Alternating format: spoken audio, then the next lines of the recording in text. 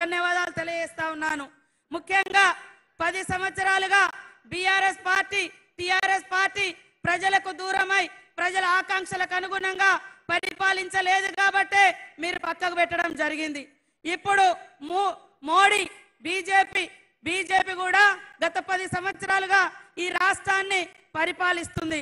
అయ్యా నువ్వు ఏం చేసినావో చెప్పవయ్య అంటే ఆయన ఏం చేసింది చెప్పలేక చెప్పుకోవడానికి ఏం లేక కాంగ్రెస్ పార్టీ మీద రకరకాల కుట్రలు చేసి కాంగ్రెస్ ప్రభుత్వాలను కూల్చే కుట్రలు చేసి అదే విధంగా కాంగ్రెస్ లో ఉంటే అవినీతి పరులంట, కాంగ్రెస్ నుంచి పక్కకు పోతే మరి వాషింగ్ పౌడర్ నిర్మా అంట, పక్కన మహారాష్ట్రలో అశోక్ చవాన్ అనేటువంటి సీఎం ఉంటే కాంగ్రెస్ పార్టీలో ఆయన మీద కేసు పెట్టారు.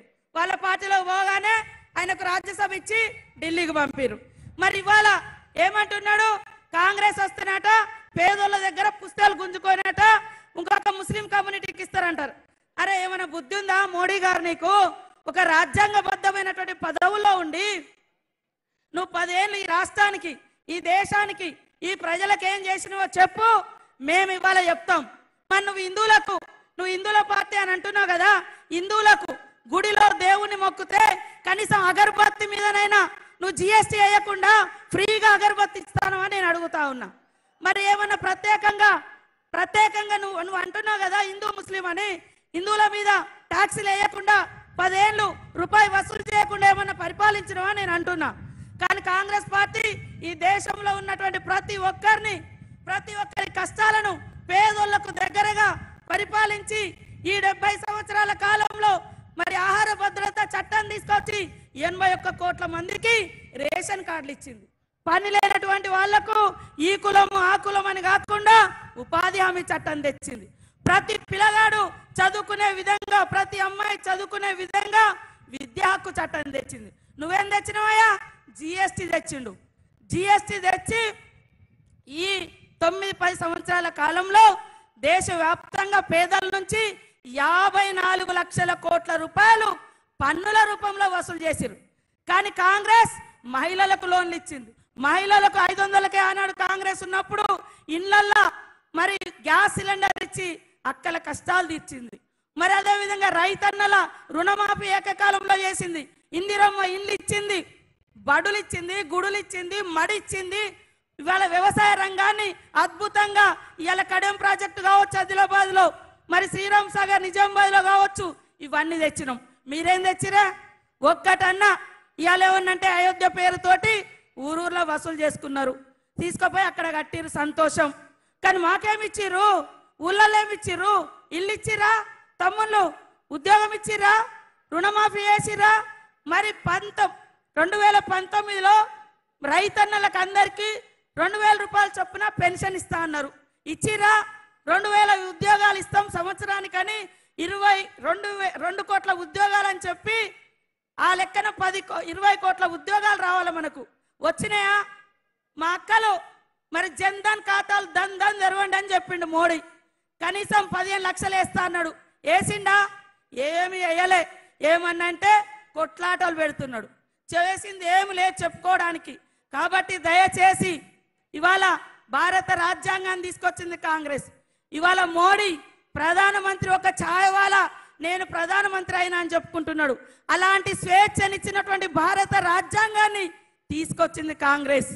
ఇవాళ ఆ రాజ్యాంగాన్ని ప్రమాదంలో పెట్టి భారతీయుల యొక్క ఆత్మ గౌరవాన్ని దెబ్బతీస్తూ ఎస్సీ ఎస్టీ బీసీ మహిళా మైనార్టీ మనిషి అనుకున్నటువంటి ప్రతి ఒక్కరికి ఇవాళ భారత రాజ్యాంగంలో హక్కులు రాయబడ్డాయి. ఆ హక్కులన్నింటిని కాల రాయడం కోసం ఇవాళ భారత రాజ్యాంగాన్ని పక్కన పెడుతున్నారు. కాబట్టి మా అక్కలారా ఆలోచించండి. మన గవర్నమెంట్ వచ్చిన నాటి నుండి మరి ఇస్తానన్న ఫ్రీ బస్ ఇవ్వడం జరిగింది, 200 యూనిట్ల కరెంట్ ఇవ్వడం జరిగింది, 500కే సిలిండర్ ఇవ్వడం జరిగింది, 5 లక్షలతోటి ఇండ్ల యొక్క బడ్జెట్ కూడా రిలీజ్ చేయడం జరిగింది. ప్రతి ఒక్కటి గ్యారంటీలకు గ్యారంటీ రేవంత్ రెడ్డి గారు, గ్యారంటీలకు గ్యారంటీ ఇందిరమ్మ పాలన. కాబట్టి మాట ఏదైతే ఇస్తామో అది తప్పకుండా నిలబెట్టుకుంటాం. ఈ 10 సంవత్సరాలు ఆదిలాబాద్ జిల్లాకు ఏం చేసిరు?